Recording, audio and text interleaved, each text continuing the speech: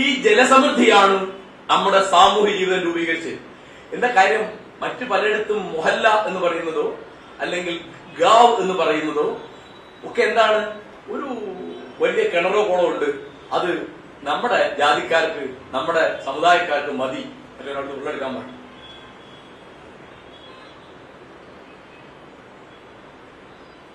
ആനന്ദഭിക്ഷു വെള്ളം ചോദിക്കുക.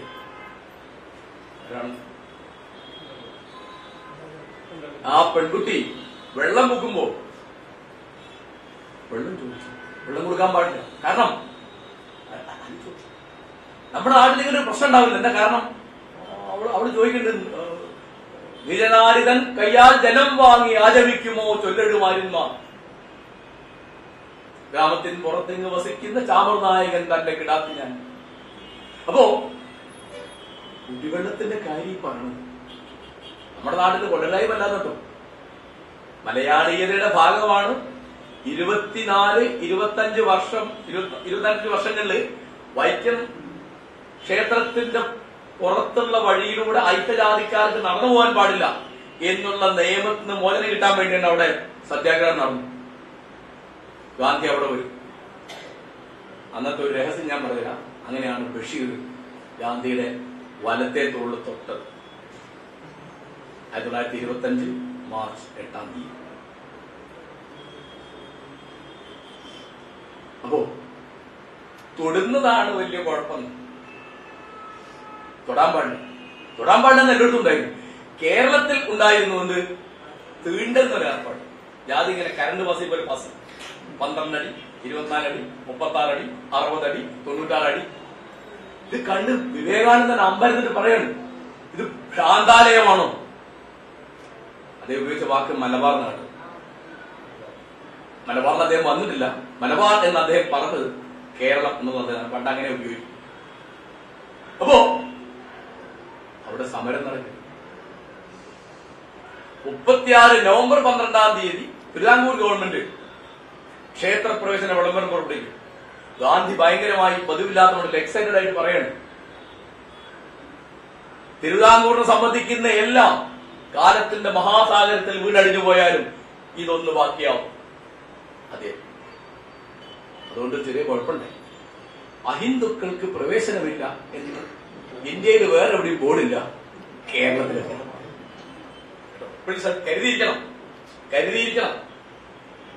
കരുതിയിരിക്കണം. ഖുർആനിൽ പറയുന്നുണ്ട്, പ്രയാസത്തോടൊപ്പമാണ് ഞെരുക്കം, ഞെരുക്കത്തോടൊപ്പമാണ് പ്രയാസം. സാമൂഹ്യ പ്രവണതയെ പറ്റി മാർക്സിന്റെ തിയറിയിൽ അങ്ങനെയുണ്ട്. എല്ലാ സാമൂഹ്യ പ്രവണതകളും അതിനകത്ത് ഉൾച്ചേർന്നിരിക്കുന്ന ആഭ്യന്തര വൈരുദ്ധ്യം മൂർച്ഛിച്ച് തകരുന്നു. ശങ്കരാടി സംസാരിക്കുന്ന കാര്യമുണ്ടല്ലേ സന്ദേശത്തിൽ? അയ്യട, ഞാൻ ഉദാഹരണം പറഞ്ഞാൽ മനസ്സിലാവും. അണ്ടർക്ക് അടിയൊഴുക്ക് പോലെ അല്ലേ അദ്ദേഹത്തിന് പറ്റിയ കമ്മ്യൂണിസ്റ്റ് വിരുദ്ധനാന്ന് എനിക്ക് മനസ്സിലായി.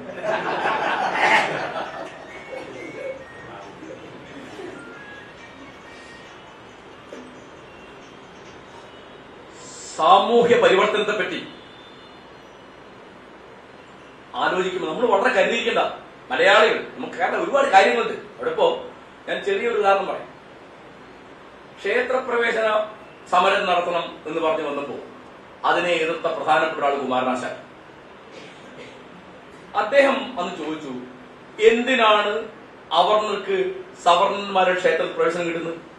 അതിന്റെ എന്താ ആവശ്യമുണ്ട്? ക്ഷേത്രം വേണോ? നമുക്ക് ഓരോ ക്ഷേത്രം ഉണ്ടാക്കാം. കാരണം അത് തുടങ്ങുമ്പോ അദ്ദേഹം SNDP സെക്രട്ടറി, സാഹിത്യകാരനെ. കുമാരനാശാന് പണി എന്തായിരുന്നു പറയുന്നത്? വോട്ട് കമ്പനി നടത്തായിരുന്നു. 1-ാം നമ്പർ ബിസിനസ്സുകാരനാണ്. 1-ാം നമ്പർ.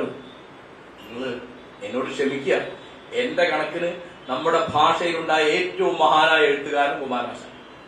ഇതെന്റെ വളരെ വ്യക്തിപരമായ കണക്കാണ്, ഞാൻ പറഞ്ഞു തരുന്നു. അതിനേക്കാൾ വലിയൊരു എഴുത്തുകാരൻ, ഞാൻ എഴുത്തച്ഛനെ അടക്കം ഓർത്തിട്ടാണ് പറഞ്ഞത്, അതിനേക്കാൾ വലിയൊരു എഴുത്തുകാരൻ അവിടെ ഉണ്ട് എന്ന് വ്യക്തിപരമായി എനിക്ക് ബോധ്യം. അത് നിങ്ങളെ പറയുന്നില്ല, എന്നെ പറഞ്ഞു തരും. എന്റെ ഒരു പക്ഷപാതം പറഞ്ഞു. അദ്ദേഹം ശ്രീമൂലം സഭയിൽ മെമ്പറായിരുന്നു. SNDPയുടെ സ്ഥാപക സെക്രട്ടറിയാണ് 16 കൊല്ലം. അതിന്റെ മുഖപത്രമായ വിവേകത്തിന്റെ പത്രാധിപരാണ് 16 കൊല്ലം. നാരായണഗുരുവിന്റെ ഏറ്റവും അടുത്ത ശിഷ്യൻ. അതുകൊണ്ട് ചിന്നസ്വാമി എന്ന് വിളിച്ചിരുന്നു. പിന്നെ ഈ പെണ്ണ് കിട്ടിയപ്പോഴാണ് ഇത് പോയിട്ട് ആശാനൊരു കമ്പി അടിച്ചു, വിവാഹം തീരുമാനിച്ചു, അനുഗ്രഹങ്ങൾക്കായി പ്രാർത്ഥിക്കും. അപ്പം റിപ്ലൈ ടെലിഗ്രാമിനുള്ള ഇതുകൂടി പേ ചെയ്തിട്ടാണ് അയച്ചത്. കാരണം അപ്പോഴേക്ക് ആളുകൾ വിഷ്ണുകുന്നായ്മയൊക്കെ കാണും. അപ്പം ഗുരു മിണ്ടാൻ പോയില്ല.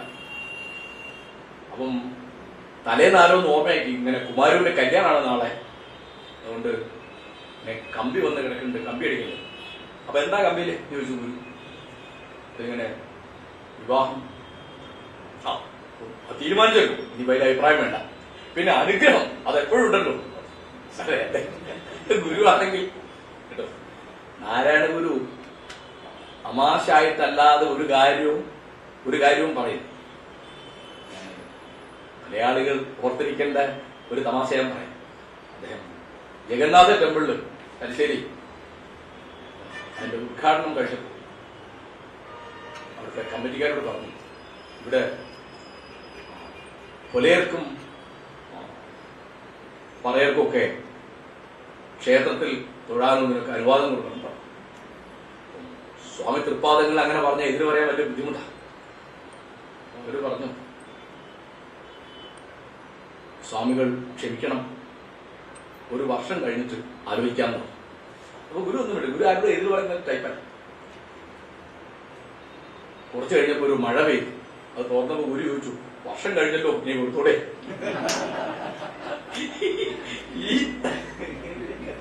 എപ്പോഴും നാരായണഗുരുവിന്റെ ജീവചരിത്രം വായിച്ചാല് നമ്മള് ബഷീറിന്റെ VK-ന്റെ ഒരു ഫലിത പുസ്തകം വായിക്കുന്ന മാതിരി. അദ്ദേഹം ഒരിക്കലും ട്രെയിനില് യാത്ര ചെയ്യും. ഒരു നമ്പൂതിരി വേറൊരാളോട് വേദാന്തത്തെ പറ്റി വലിയ തർക്കമൊക്കെ നോക്കി. അപ്പൊ സാധാരണ ഗുരുവായിരുന്നു കണ്ടു നടിക്കില്ല. അപ്പൊ അദ്ദേഹം ഇങ്ങനെ ഒരു ചെറിയ മുണ്ടൊക്കെ പൊസിങ്ങനെ ഇരിക്കാം.